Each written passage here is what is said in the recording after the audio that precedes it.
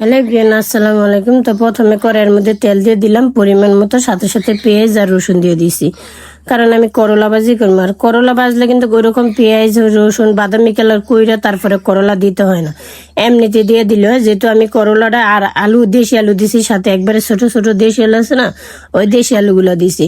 তো যেহেতু আমি করলা ভাজি করবো, তো এগুলা যখন আমি একবারে করলাগুলো মশমশা করবো, এর সাথে রসুন আর হয়েছে যে পেঁয়াজ একবারে মানে লাল লাল হয়ে যাইব। তা আগের থেকে লাল লাল করার তো কোনো কিছু নেই। তো আমি সাথে অল্প পরিমাণে দুই একটা কাঁচামরিচ দিছি, যে করলার সাথে দিয়ে দিছি, মানে এমনিতে বোঝা যাইতেছে না।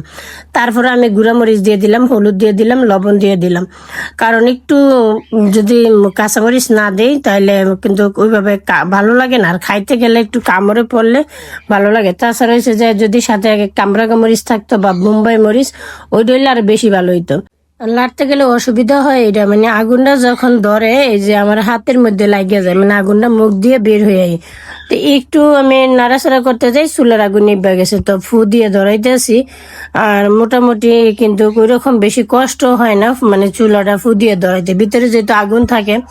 তো এদিক দিয়ে আমি নাড়তে গেলে যে মুখে দিয়ে কিন্তু আগুনটা বাইরে আসে। আমি আম্মারে বলছিলাম এভাবে না, চুলাটা বলছিলাম যে আপনি একটু কুমড়ি রেখে তারপরে মুখ কাটবেন, যাতে আমি লাকড়ি দিতে পারি। তো আমার মা ভাবছে যে এত ছোট চুলা, এর মধ্যে আবার কি মুখ রাখবো, এমনিতে দিয়ে এদিক দিয়ে ও লাকড়ি দিতে পারবো। কিন্তু দেখা যাইতেছে লাকড়িটা জ্বলতে জ্বলতে আগুনটা আর বেশি বাইরে হয়ে মানে আমার হাতে লাগে। করলা ভাজি হয়ে গেছে, নামাই নিমু। নামাই নিয়ে আমি ভাত বসাই দিছি। তো এদিকে ভাত বসাইছি, ওই সময় দেখি যে লাকড়ি নিভে গেছে। তো এই জন্য আবার ফিরে লাকড়ি ধরাই দিলাম। আর এই যে ভাত কিন্তু আমার বলক আইসা পড়ছে। আমি সম্পূর্ণ এরকম ভাত রান্নার ভিডিও দেখাইতেছি নাকি, এর আগে তো অনেক দেখাইছি। তো এই যে আমি ভাত নামাই নিয়েছি, তো মাঠটা জড়াই আমি মানে ঠিকা দিয়ে দিম। আর সব জিনিস গুলাই মানে ছোট ছোট গুলা ধরলে উল্টায় পাল্টায় পড়ে যায় এরকম।